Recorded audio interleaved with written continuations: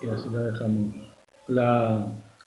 Yo, la teoría que tenía por repasar un poco son los últimos temas, pero... Yo sí, no, yo por mí vamos a los últimos temas, ¿eh? Los últimos temas tienen un punto de vista... Sobre todo, si vamos a lo... Si sobre todo es una explicación importante y no que... Sí, que no queda otra. Ahora. El tema, el penúltimo, el 6, nos sitúa en un punto de vista triple. Hasta ahora hemos hablado respuesta, refuerzo. Pero en cualquier conducta aprendida siempre hay una señal. Es decir, yo pongo una moneda, el estímulo. Siempre hay una señal que me indica que es la ocasión para hacer determinada conducta. Eso está ahí siempre. Entonces, este tema estudia qué condiciones del estímulo manejan la conducta aprendida.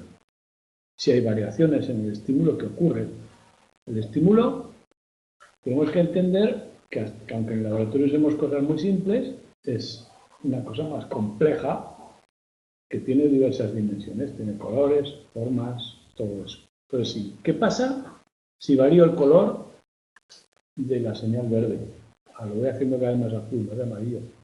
Si lo hago depender de la forma en vez del color, si uso las dos combinadas, ese es el tema. Entonces, ¿es capaz de discriminar o no soy capaz de discriminar? Claro, los procesos básicos que hago con los estímulos, ¿qué aprendo yo con este control estimular? Yo aprendo que en determinadas situaciones portarse bien, o sea, por ejemplo, una persona viene y le veo la cara de mala leche. Ese es un estímulo discriminativo que yo he aprendido con el tiempo y a esa persona la trato de una forma diferente que si le veo cara de broma, o un pequeño matiz. Esa conducta lo que hace es, a la hora, pues yo qué sé, de sacar un café a la máquina, cuando te pone un estímulo que hay una luz roja y que no sabes lo que significa, hostia, esto está estropeado, no hecho, muy diferente, en fin.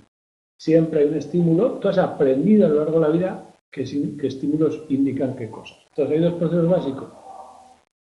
Discriminar, saber que el verde, qué tono de verde abre la puerta, o generalizar, ya que un color tirando a verde me ha abierto una puerta, ¿qué pasará? Voy probando con otros verdes. En el caso que vimos del miedo condicionado, es muy obvio. Cuando uno te ha mordido un animal con pelo, todos sales con pelo, sales corriendo, es una generalización. Bueno, ese estímulo que es explícito en el condicionamiento clásico, la señal que se queda condicionada, en el operante no es explícito y no queda condicionado, pero está ahí y funciona de la misma forma. Es decir, probablemente el estímulo genere por sí mismo condicionamiento clásico. Yo veo la luz verde que funciona bien en el ordenador, me relajo, o así me sale un aviso de eso que dice, cuidado, su sistema, me pongo en tensión, hay una reacción clásica, pero inmediatamente después hay una conducta, un encadenamiento. ¿Qué hago si tengo problemas? Todo se encadena. Y este es el punto de vista de este tema. Luego, los conceptos en sí. El primero, generalizar y discriminar. Simplemente tenemos que tener claro que discriminar es responder a características cada vez más específicas del estímulo. El estímulo tiene muchas dimensiones y muchas variables a cambiar. Y que generalizar es lo contrario. Las dos tienen una función obvia. Entonces, el problema con las teorías es que para algunos teóricos, por ejemplo para Pavlov, generalizar es automático. En el contexto del condicionamiento clásico, para Pavlov pensaba que generalizar es un mecanismo neuronal que por asociación va generalizando. Si a mí la luz verde me indica la comida, probablemente una luz que se parezca a la verde algo hará también y por asociación irán ganando. Algo automático, ¿no? Otros autores dicen que lo que en realidad aprendemos con cierto esfuerzo neurológico y tal es a discriminar. En realidad, lo que aprender es discriminar. Y que generalizar es lo contrario, por lo tanto, sería como un fallo en la discriminación. Cuando yo no sé bien qué tono de verde es el bueno, generalizo. Ya. En realidad, para unos autores aprendemos a discriminar. Para otros es ambiguo, pero la generalización es fácil y automática, eso es cierto. Y la discriminación es costosa, con esfuerzo. Ya está. Me parece complicada. La discriminación cognitiva. Sí, eso también lo vamos a ver enseguida. Mira, primero, y estas preguntas sí suelen salir, este tipo de preguntas sí suelen salir. Primero, distinguir el estímulo discriminativo positivo y delta o negativo. Eso es importante. El truco cognitivo para distinguirlo. El positivo aumenta la conducta, el negativo o delta la disminuye. Por lo tanto, un estímulo que indique una posibilidad de premio positivo o escape es positivo, porque en las dos me induce a hacer cosas. Cualquier señal que me diga, cuidado que viene el lobo y yo echo a correr, o te doy un premio si corres, aumenta la conducta. Y que el que presagia o presupone un castigo o una omisión que me dicen deja de hacer eso, son deltas. Los estímulos que te llevan a no hacer, delta o negativo. O sea, las condiciones de castigo no tiene nada que ver. Aquí no hay que confundir ese positivo con el otro. Porque en la omisión estamos utilizando un repetitivo, quitándolo, pero lo que hacemos es disminuir las dos. Bueno, la distinción es pregunta clásica y básica. Otra, que los estímulos son no exclusivos. Al principio son neutros. Cualquier señal puede servir para cualquier aprendizaje. Uno. Segundo, que esto te lo digo en mi libro y te digo en la tía, espera, porque es un poco más viejo. La 293 puede ser cuestiones de los estímulos, primer punto. Muy temido. Pues la 294, si no. Importante, ¿no? Sí, o sea, es muy sencillo, pero son preguntas clásicas. Por ejemplo, un estímulo discriminativo, una señal, te dice, si se ha usado para una cosa, no se puede usar para otra. Mentira, se puede usar para cualquier otra. ¿De qué depende? Segundo punto. De la experiencia. Claro, una señal sirve para algo, depende de la experiencia. No, en el sentido de que es específico. Una señal en principio no significa nada hasta que no aprendes con él. Puedes utilizarlo en principio para cualquier aprendizaje. No son exclusivos, no quedan vinculados. Siempre es de naturaleza probabilística, es gradual. La señal no suele ser segura, ¿no? Y si es segura, pues da una probabilidad 100%, o sea, es una probabilidad probabilística. La cuarta que pone es que siempre que hay un discriminativo positivo, hay negativos. ¿Por qué? Porque todo lo que haya en ausencia del positivo es negativo. Y viceversa, me indica no hacer. Y viceversa, cuando hay un negativo no hagas, todo lo que haga, que me dé seguridad, indica hacer. O sea, el contexto que veíamos en otras ocasiones hace de la contracara, y siempre hay una contracara. Para que una cosa tenga significado, para que haya algo tiene que haber nada, ¿no? Esa es la idea. Y la quinta es que de la misma forma que la señal se establece mediante la experiencia, se extingue también mediante la experiencia. La señal se puede perder si no sirve. Es lo lógico. Son de perogrullo. El problema no es saberla, sino saber qué me están preguntando. Es decir, estamos en el contexto del estímulo discriminativo. Y a una vez que estás ahí, lo demás es bastante obvio. Pero entrar ahí es el problema cuando te formulan la pregunta. Claro, si te dicen la musiquilla que emiten las máquinas tragaperras en un bar, ¿qué es? Es un estímulo discriminativo positivo que me lleva a echar moneditas. El refuerzo es si me sale premio o no. El estímulo es la máquina en sí, la musiquilla, el ambiente del bar o alguien que está echando. Entonces te pueden preguntar cualquiera de estas características de esa musiquilla y si sabes dónde estás, ya está. Bien, esto es lo más básico. La segunda parte es qué rasgos del estímulo condicionan. Hemos dicho que puede ser una luz, puede ser cualquier cosa. Entonces, cualquier estímulo, tanto los sencillos de laboratorio como en la vida real, está compuesto de una serie de rasgos. Lo podemos describir de muchas formas. Esos rasgos son características perceptivas que el sujeto que aprende tiene que distinguir. Y hay una serie de rasgos que comparte con otros estímulos, ¿no? Una luz puede ser cuadrada de las dos, una verde y una azul. Y Y hay rasgos que son exclusivos que me ayudan a diferenciar. Entonces, claro, si yo discrimino entre una luz verde y una azul y ambas cuadradas, estoy discriminando por la luz. Podría ser por cualquier otra característica. Es imposible que sea la forma porque son la misma. Bueno, pues es tan simple eso. El rasgo hay. El estímulo en sí no es lo que estimula, lo que toma el control de la acción, sino los rasgos positivos diferenciadores. Y los no positivos, pues será más difícil que se generalicen o puedan. Entonces aquí viene esto que he nombrado antes. Por entrenamiento, tanto por condicionamiento clásico o operante, vamos discriminando. Para algunos autores, generalizar es automático y discriminar lo que ocurre con esfuerzo. Se concibe como dos extremos, los procesos extremos de una tarea que hacemos continuamente. Ver el ambiente y analizar qué consecuencias nos produce cada cosa puede ser o bien hacia la generalización o bien hacia la discriminación. Nunca a la vez las dos cosas. Para la misma, si generalizamos, disminuir y viceversa. Ese es el concepto básico y ya más o menos sabemos dónde estamos. En la medida, simplemente hay también cosas muy de pedagogía. Primero, bueno, el que he nombrado que para Rasley, por ejemplo, la generalización es un fallo de discriminación, no es un proceso natural. Para Pavlov es un proceso asociativo, como el aprendizaje. Y si yo te pregunto, ¿en qué medida generalizaré de un estímulo a otro? ¿En qué medida responderé a estímulos parecidos con el que ha aprendido?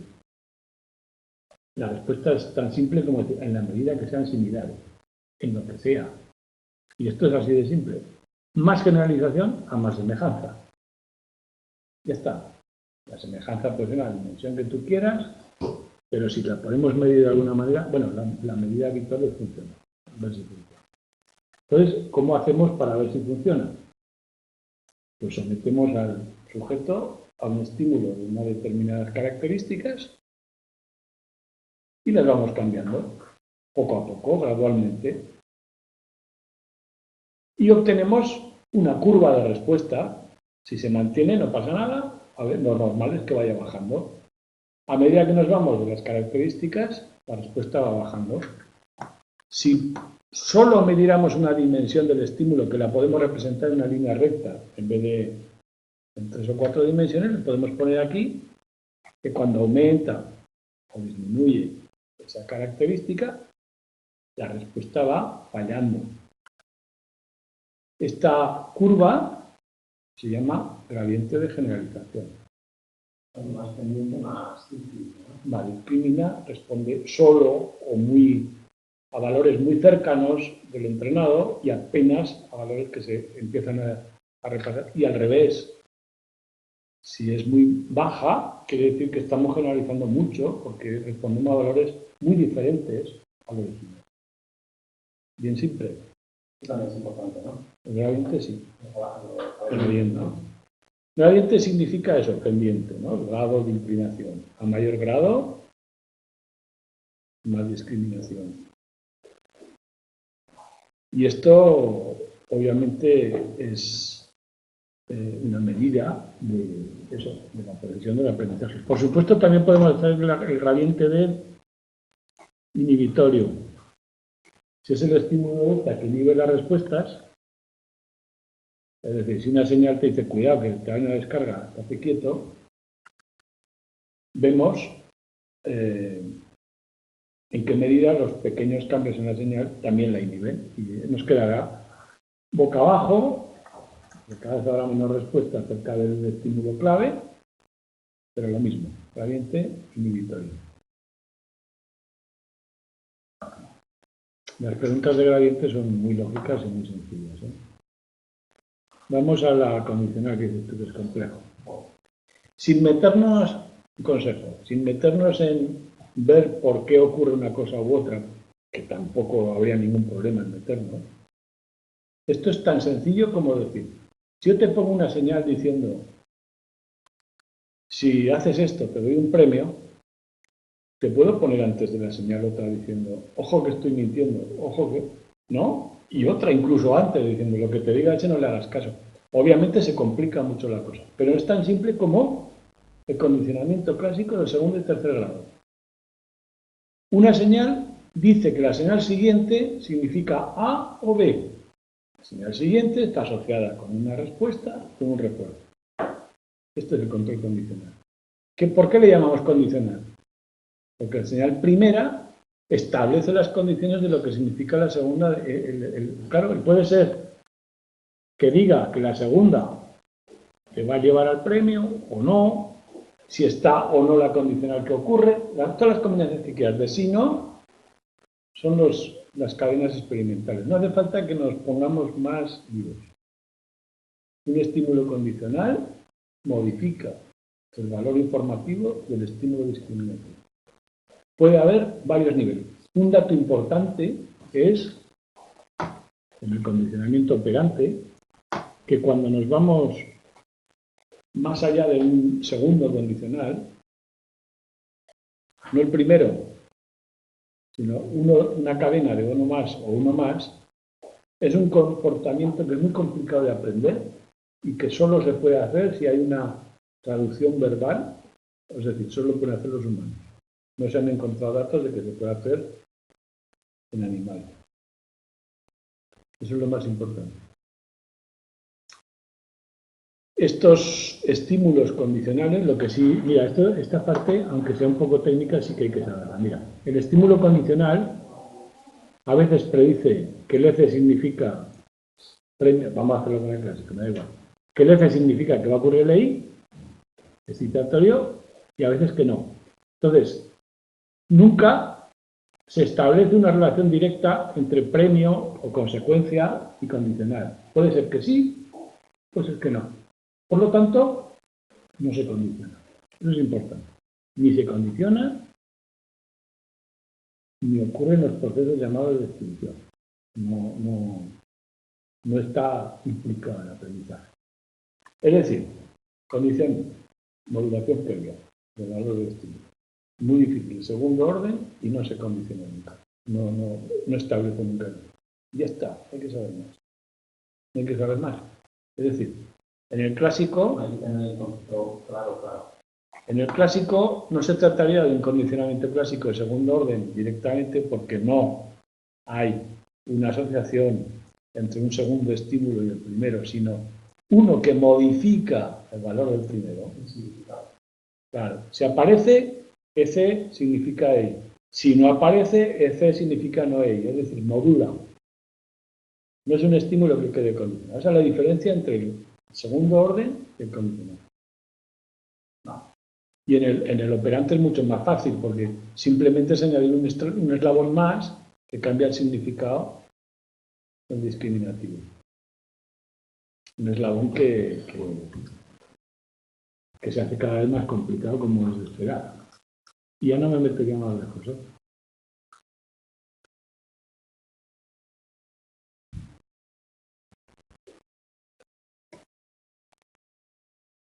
Importante, sobre todo, las dos cuestiones importantes de esta explicación a página 306. La definición y las dos consecuencias. Ni el modulador ni el estímulo no mantienen por separado ninguna relación de control. Exactamente. Y que... Bueno, la definición también, pero vamos. Bueno, luego las pruebas de cómo se mide el gradiente y todo eso también son bastante lógicas y ahí no me he metido, pero es muy sencillo. Yo puedo medir el gradiente de generalización utilizando un estímulo comparado con otro, o varios, a ver cuál a la vez, es decir, con el estímulo único, con varios a la vez. En fin, el diseño experimental puede tener variantes, pero no tiene mucha dificultad. Bueno, y la parte siguiente es los factores del estímulo del programa que afectan a la generalización y discriminación, es decir, al estímulo, y por último, dos definiciones que tienen cierta importancia conocerlas. Los factores para mí son también de sentido común, no tienen, hay muchos y y escritos a lo mejor muy someramente, lo que puede llevar dificultad a entenderlo, pero no tienen, las preguntas tampoco apuntan tan concreto. Pero en general, si vemos muy por arriba, un estímulo depende de si soy capaz de sentirlo. Si son estímulos compuestos estimulares, pues la dificultad de cada uno toma un valor de señal, como hemos visto antes. La modalidad sensorial por la que viene, si es auditiva, como vimos que las gallinas, por ejemplo, tenían preferencia para descubrir la comida con la visual, los perros con la auditiva. Bueno.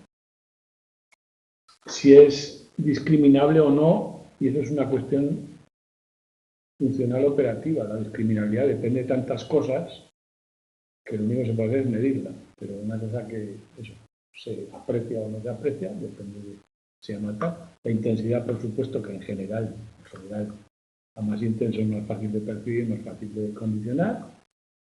Y luego lo del rasgo positivo, que es, claro, hemos dicho que el estímulo tiene una cosa que la hace diferencialmente el color, por ejemplo. Pues dice que si el color, que es un rasgo positivo, cuando está, indica que hay que hacer algo y que va a haber un premio, es más fácil de discriminar que cuando no está el color, sí hay premio, y viceversa, cuando está el color no hay premio. Es decir, cuando el rasgo positivo lleva una consecuencia positiva. No es más fácil el más que el más. Y la mayoría de los comentarios son de ese tipo, pero no están muy definidos. Entonces, por ejemplo, las respuestas, relacionadas con la respuesta reforzadora. La relación de la respuesta que tengo que hacer con el tipo de estímulo tiene que ver, como vimos en el clásico, ¿no? Es más fácil que un sonido me ayude a un movimiento que no a, yo qué sé, no sé qué ejemplos había por ahí, pero la coherencia esa. En lo de observación de la muestra, sabemos que si le obligamos al animal a que haga algo relacionado con el estímulo discriminativo, aprende más rápido. Vamos a poner una luz verde, que indica que puedes dar la palanca y la comida. Yo hago ese experimento varias veces con un animal que simplemente aparece todo en secuencia, o con otro que hasta que no toca la luz, no se activa la palanca y no hay comida. Ese segundo, que le pedimos una respuesta a la muestra, aprende mucho mejor y más rápido la conexión, como parece también obvio, ¿no? Eso es observar la muestra. Luego, las diferentes respuestas. Claro, si en diferentes estímulos discriminativos señala a una palanca a hacer una cosa y otro a otra, que son muy diferentes, la discriminación es más fácil que si las dos respuestas son las mismas y llevan al mismo programa. Son matices, pero la mayoría muy lógicos. Luego, relacionados con la experiencia previa, es decir, con lo que hemos aprendido antes ya. Y la primera habla de disposiciones de aprendizaje. En general, mayor entrenamiento generan que la atención y todos los dispositivos psíquicos funcionen mejor, ningún problema. La hipótesis es que mejoran los procesos atencionales, los procesos ejecutivos, ¿no? O, según otros autores, una capacidad general que es una combinación de todo. Bueno, esas hipótesis están sin comprobar, pero son pequeños matices. Dice que, en general, la experiencia ayuda a discriminar cambios en la misma dimensión. Si son diferentes, me cuesta más. Es decir, si he tenido experiencias con colores, me será más fácil seguir diferenciando colores que en otras cosas. Al parecer, algo relacionado con esa dimensión, con los colores, es lo que queda reforzado en mi sistema neurológico. Intradimensional más fácil. El sobreaprendizaje y la inversión es un fenómeno curioso, pero también esperable. Si yo aprendo a decir A con una luz roja y B con una luz verde, o al revés, mira, no sé más, Aprendo a pasar con una luz verde, una roja a parar, y eso lo tengo muy automatizado. Si me cambian los colores, aprenderé más rápido que uno que no tiene experiencia. O sea, la experiencia previa, contrariamente a lo que podemos esperar, con la inversión, que favorece igual, el sobreaprendizaje y la inversión. Un aprendizaje de algo es más fácil de darle la vuelta que aprenderlo de cero. Y la última, el reforzamiento diferencial. Si yo he tenido experiencias con mucho reforzamiento, aprendo mejor el estímulo discriminativo que si el reforzamiento es porcentualmente pequeño. Tan simple como eso. Tengo un reforzador del 50%, del 100%, la diferencia es... Bien. El entrenamiento tipo de programa que se ha utilizado. Bueno, si son simultáneos, que aparecen los dos, o concurrentes, que es lo que vimos en el de elección. Concurrentes los tienes los dos a disposición, o simultáneos quiere decir que están los dos a disposición, tú vas tocando donde quieres. Bueno, el sucesivo es uno detrás de otro y suele ser más lento. Y los múltiples pues se pueden combinar como queramos y hay algún resultado que no... Simplemente los define. Y luego las demoradas, obviamente, a mayor demora entre señal discriminativa y condición experimental, el rendimiento va mermando.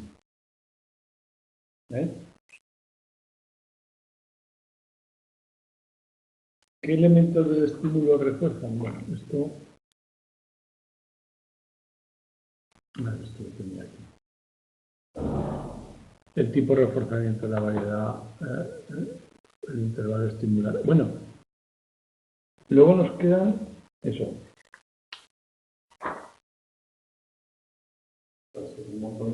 Sí, pero lo que te digo, que no tiene mucha importancia, ¿eh?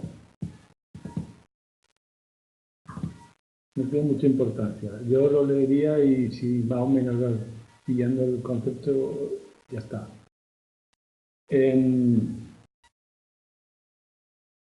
aprendizaje sin error quiere decir que le damos una discriminación tan sencilla que no puede fallar y la vamos construyendo poco a poco, funciona mejor o puede funcionar en aquellos que tienen dificultades discriminatorias. Es importante, sin error. Sí, eso se utiliza mucho en personas con problemas, porque el problema, por ejemplo, problemas de control, claro, o gente, los chicos con autismo tienen mucha ansiedad, muchísima ansiedad con las relaciones. Bueno, con una cosa tú tienes mucha ansiedad, hasta acaso tienes que darle seguridad y es una forma de hacerlo. En fin, intervalo, entrenamiento, prueba. Normalmente, si pasa más tiempo, se generaliza más, como que olvidamos la precisión que hemos aprendido. El grado de entrenamiento, a más entrenamiento, mejor. Y intervalo entre estímulos a más, peor. Bueno, eso es lógico, ¿no? Todo entra bien. Vamos a ver los dos fenómenos que hay que saber definir y que estos sí que pueden ser un poco problemáticos a la hora de preguntarlos, pero poco, porque son sencillos en realidad. Dice que... Son importantes también el desplazamiento de masividad. Sí.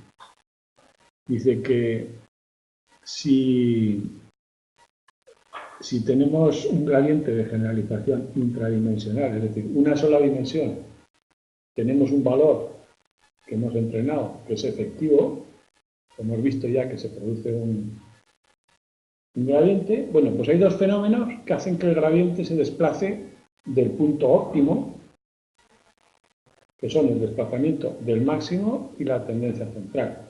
El del máximo, cuando hay el estímulo discriminativo negativo que se produce en el excitatorio inhibitorio, es siempre en un valor hacia un lado, está sesgado hacia un lado, sea hacia arriba o hacia abajo del valor óptimo, hace como una especie de empujón.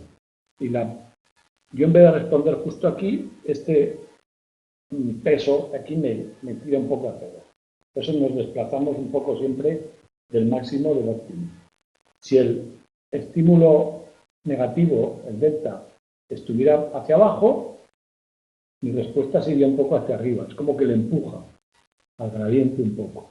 Es decir, como en el ejemplo que pone el libro, si el valor es 525, los negativos son siempre mucho mayores, la respuesta final en vez de darse a 529 sea a 510, 15, un poco hacia abajo. Y a más parecidos sean, más cercanos, más empuja. Si está aquí, mi respuesta será mucho más allá, que también entra en la lógica. Ahora, si están más lejos o son más difíciles de discriminar, menos. Normalmente se puede concebir teóricamente como una suma. Hay una fuerza que le quita valor. Y ya está. O sea, el excitatorio inhibitorio tiene un efecto sumatorio, uno negativo y otro positivo.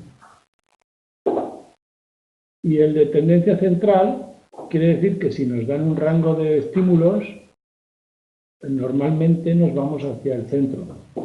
Aunque el óptimo esté en un extremo, nuestra valoración, al tener experiencia con un rango amplio, aunque esté el óptimo aquí, siempre nos va un poquito hacia el centro.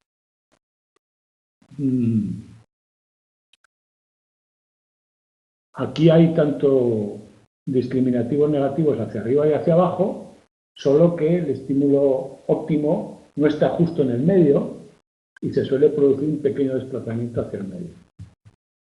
¿Ves? Ya está.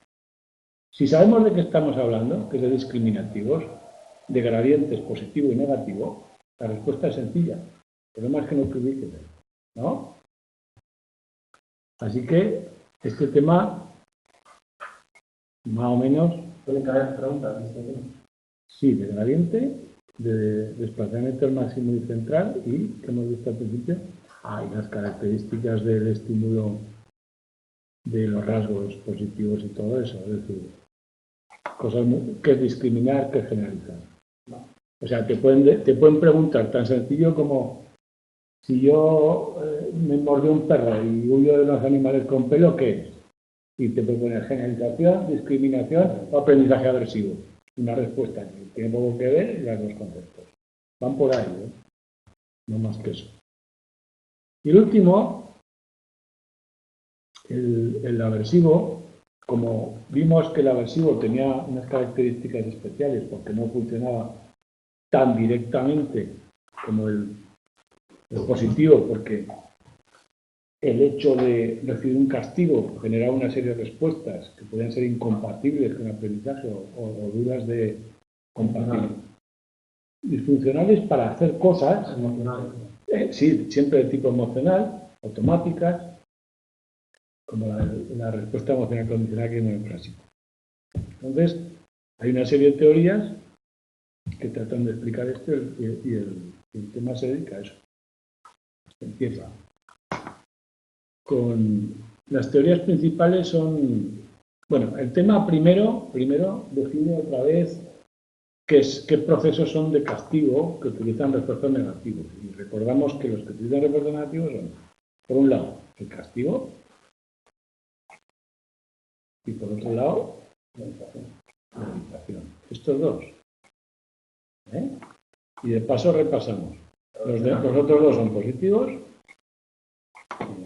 Y la conducta, hemos dicho... Uno la conducta y el otro la... Exacto. Y los dos de arriba, si volvemos al cuadro, lo aumentan. Es decir, estos están asociados con estímulos y estos la bajan. Y la relación entre ellos, es decir, la relación entre el reforzador, ocurrencia del reforzador y ocurrencia de la conducta, en este caso obviamente es positiva, a más hago más premios. En este caso es negativa, a más hago menos castigos. En este caso es no, el castigo. A más hago, ¿qué ocurre? A más veces me porto mal, más castigo. Es positiva. ¿Te das cuenta? Y esta es negativa, porque si me porto bien, o sea, si me porto mal, me quitan el premio. O sea, que la relación tampoco tiene mucha importancia, pero sí es eso, a eso se refiere, ¿no? La conducta, consecuencia. Eso se refiere. Bueno, pues estos dos tienen estados emocionales paralelos que hay en el condicionamiento clásico y asumimos ya ahora, ponemos todo en cadena. Ante cualquier aprendizaje, aunque sea operante, hay una señal que produce un estado emocional, una consecuencia, una conducta, y el estado emocional podemos asimilarlo a un condicionamiento clásico. En todo caso, en los positivos pues puede ser alegría, esperanza, y en los negativos puede ser miedo, tristeza. En el refuerzo negativo sentiremos probablemente alivio, y así sucesivamente. Es decir, le podemos poner nombres, pero lo que me importa es, bueno, el citatorio, esperanza y tristeza. El inhibitorio, cuando me dicen que no va a ocurrir un premio, pues siento ansiedad. Cuando me dicen que no va a ocurrir un castigo, siento alivio. Lo importante, estado emocional intermedio, paralelo, como las teorías de la respuesta emocional condicionada, lo que ya vimos que la respuesta emocional condicionada negativa suele ser supresión de conducta y conductas incompatibles con la actividad, sobre todo la del miedo.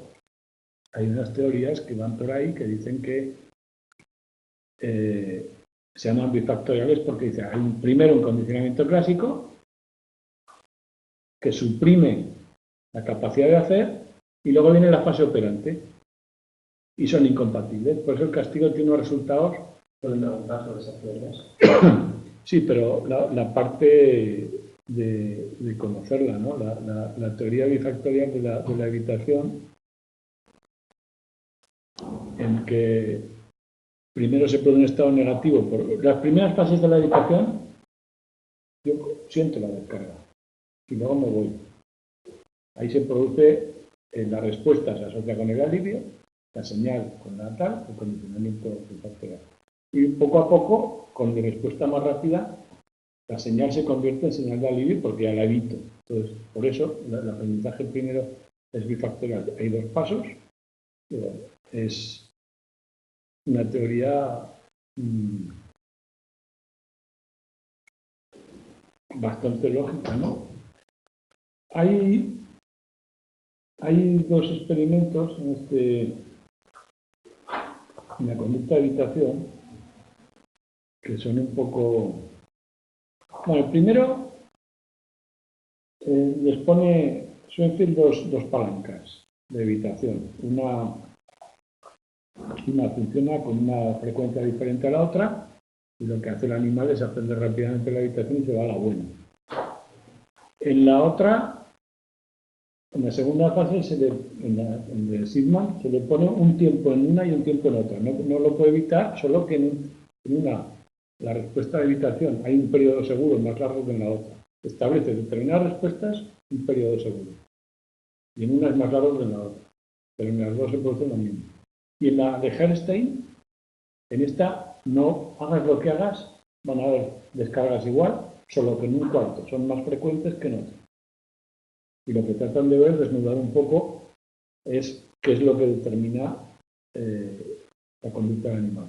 Si depende solo de la frecuencia de reforzamiento de la última respuesta, el primer aprendizaje será el único bueno. Pero en Sigman depende de una discriminación temporal. Si yo calculo que ya toca aquí, me voy allá. Y funciona también. Y la de Herrstein, donde en A me dan descargas cada 10 segundos y en B cada 30, aleatoriamente, yo estoy mucho más tiempo en B que en A.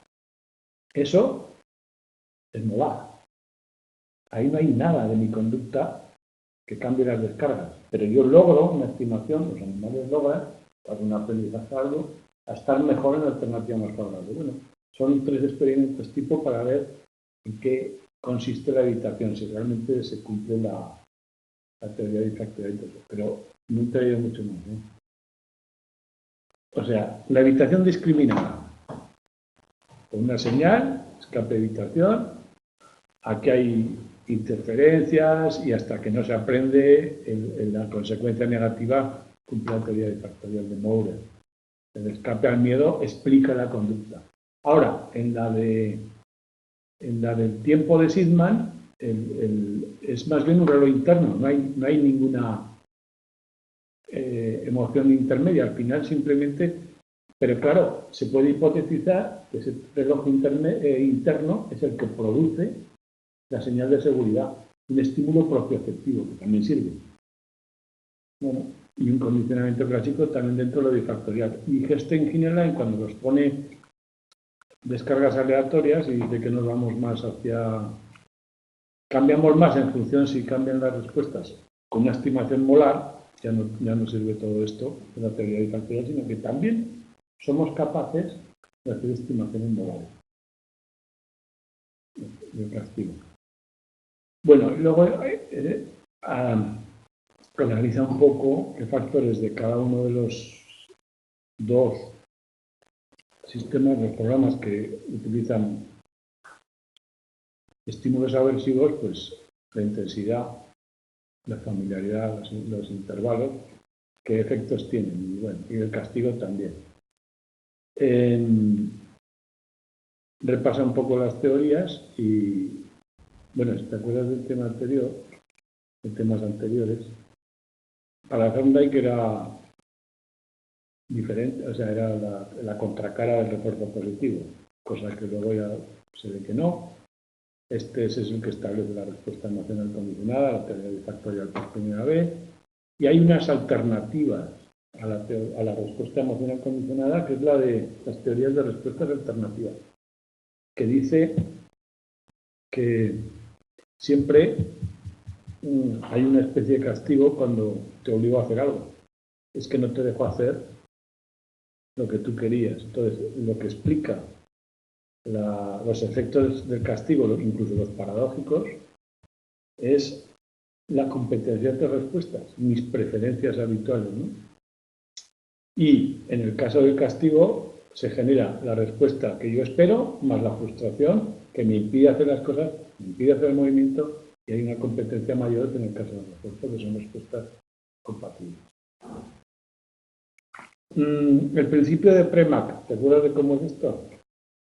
Una respuesta que yo en estado libre hago más veces que otra se puede utilizar como premio. Es decir, si yo normalmente juego a la máquina tragaperras 10 minutos y juego al billar 1 hora, puedo decirte, si juegas a la tragaperras te dejo jugar al billar. Como es mi preferida, se puede usar como premio. Es el principio de premio, ¿no?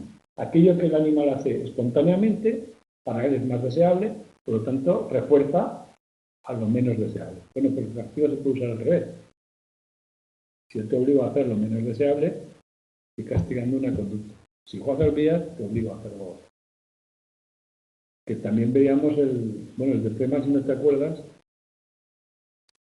Luego había una teoría alternativa que la ampliaba, decía, yo también te puedo forzar a utilizar como refuerzo lo que haces menos veces. Aunque juegues en la máquina 1 hora y al billar 6, te puedo obligar a, usar como refuerzo la máquina si te impido jugar esa hora que sueles. Si solo te dejo media, estarás deseando para otra media, o sea, ni siquiera es la más probable, sino la privación relativa. Bueno, eso es respecto al refuerzo positivo y cambio negativo. Bueno, y las cuestiones contextuales que hemos visto en el experimento, y luego ya los factores del castigo. A más intenso, a más inmediato, la experiencia que tenga con él, si es más o menos discriminativo, el programa que se utilice, si son castigos compuestos, si hay alternativas de respuesta y la motivación que tenga. Todos esos factores pero son obvios. Mira, bueno, algunos no tanto, pero la mayoría lo son. Dice, la intensidad, a mayor, mejor. Castigo, en general, obviamente. La inmediatez, por supuesto, inmediato y seguro. Cambios graduales.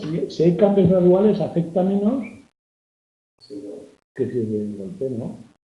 Si poco a poco me voy acostumbrando, pues obvio. La experiencia previa, si antes he tenido mucho reforzamiento, el castigo no me afecta mucho, es decir, a más consolidaste Bueno. Efectos discriminativos. Simplemente que que poco a poco el castigo se asocia también con estímulos concretos y a más experiencia, más discriminación. O sea, si yo sé que solo me castigas el día que realmente te pillo de malas, que además no sé qué, y además no sé cuántas, pues juego más con eso. El programa de castigo, los continuos suelen ser más efectivos. Aquí es al revés, que en el positivo eso sí que es contraintuitivo. En el reforzamiento positivo, la máquina traga taras, es parcial y variable. Eso es mucho más adictivo que si me diera un premio cada 3 monedas, porque respondería con un patrón. El castigo, si una sola vez no recibo castigo, se genera una especie de esperanza, una especie de situación. Ahora, si es seguro, es mucho más fuerte. Eso pasa con los críos pequeños. Una sola vez que cedas al capricho, ya te has ganado la conducta 20 veces, ¿no? Por eso. Luego, ¿qué más? Bueno, el programa compuesto. Unas veces, cuando se refuerza y se castiga a la vez, dependiendo del programa se llama de una forma u otra. Se llama defensivo, castigo con reforzamiento negativo. Si tú haces lo que te pido, te evitas el castigo. Castigo, reforzamiento positivo, se supone que una línea va a ser, bueno, no tiene mucha importancia, la verdad. Siempre y cuando el procedimiento con el que compite es más efectivo que el castigo, pues verá, simplemente que hagamos un entrenamiento compuesto, la fuerza del otro determinará la posición. Como que se suman, no se restan. Conducta alternativa, si tengo una salida diferente a los que me castigan, mejor. Y la manipulación. Obviamente la sensibilidad, la motivación, perdón, es lo mismo que la sensibilidad. Si yo tengo hambre, es más fácil reforzarme con comida. Si soy más sensible a una descarga eléctrica, más fácil castigarme, ¿no? Bien, la eficacia relativa al castigo, ya dijo Skinner que esto tiene sus problemas, que no es lo mismo, que depende de bueno, atención, si hay refuerzos positivos alternativos, la estabilidad es variable, depende de los estímulos y los efectos colaterales indeseables pueden generar conductas pues, agresivas, incompatibles. Bueno, es lo que hablamos ya en el primer tema, más o menos. Y por último, las paradojas que analiza por encima también son conducta masoquista, o sea, castigo voluntario, y el efecto ¿sí? No. El masoquismo, ¿cómo lo explicamos? Pues normalmente las explicaciones de aprendizaje tienen que buscar una consecuencia positiva que puede ser de tipo social, interno, lo que sea, pero si no, no es explicable, ¿no? Desde estas teorías. Tiene que haber una ganancia. Y también el reforzamiento negativo puede haber círculos viciosos. Cuando tú te escapas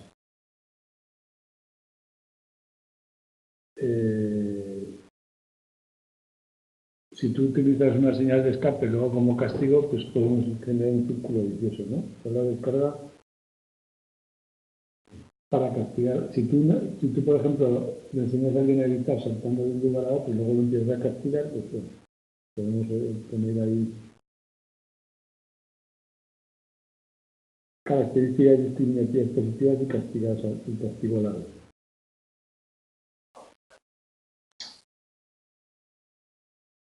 Bueno, efectos contradictorios. Uno y lo último, analiza muy por encima el entrenamiento de omisión, que también sirve para bajar respuestas. Simplemente lo recuerda y nos dice que los intervalos tienen que ser cortos, o sea, los principios generales que hemos visto antes. El ejemplo es, para acordarte del entrenamiento de omisión y las características que pueda tener, es si te portas mal te apago la tele y te vas a la cama. Y la fuerza de las alternativas que tenga determinarán en todos los sentidos, intensidad, calidad, cantidad. Determinan la preferencia, la extinción de los... y hemos dicho que no era un olvido del aprendizaje, en la que se distingue la conducta que se ha generado con el estímulo. Tiempo y contacto funciona igual, pero no desaparece, sino que están sujetos a los mismos fenómenos de recuperación. ¿Y qué más? De aquí al final no destacaría mucho, ¿eh? Lo miro por encima también porque no... Bueno, vamos a ver si hay alguna pregunta de gente. Los programas concurrentes, cuando yo tengo para elegir con los castigos,